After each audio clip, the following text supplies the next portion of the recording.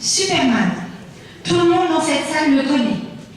C'est le fils de Jor-El, envoyé sur Terre pour être sauvé de l'explosion de sa planète Krypton.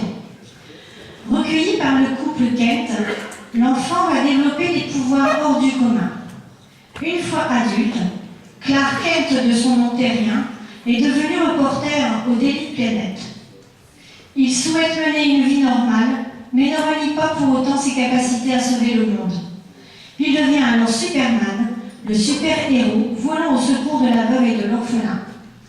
Jerry Goldsmith avait initialement été choisi pour écrire la musique de ce film, mais c'est finalement John Williams qui signera la bande originale avec une musique qui parvient à symboliser toute la puissance du super-héros. Sous la direction de notre Superman Mazingarbois Christian Weitens, Superman.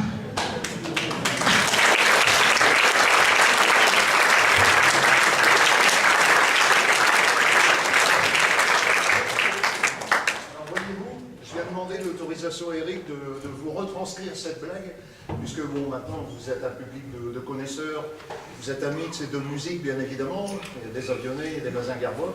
Donc je vais vous confier un fait de répétition, où en fait on peut qualifier cette musique de très figurative, puisqu'en fait on arrive à visionner, bien évidemment, et vous, cher public, vous visionnez ces images de ces films que vous avez vus, bien évidemment, pour la plupart. Et donc je leur disais en répétant, mais en fait, vous ne faites pas des notes, vous ne faites pas un amoncellement de notes, vous racontez une histoire.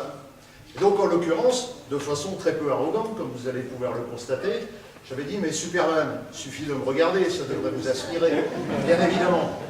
Et donc, je tairai son nom, puisque de toute façon, je tairai son nom, hein, soyons simples.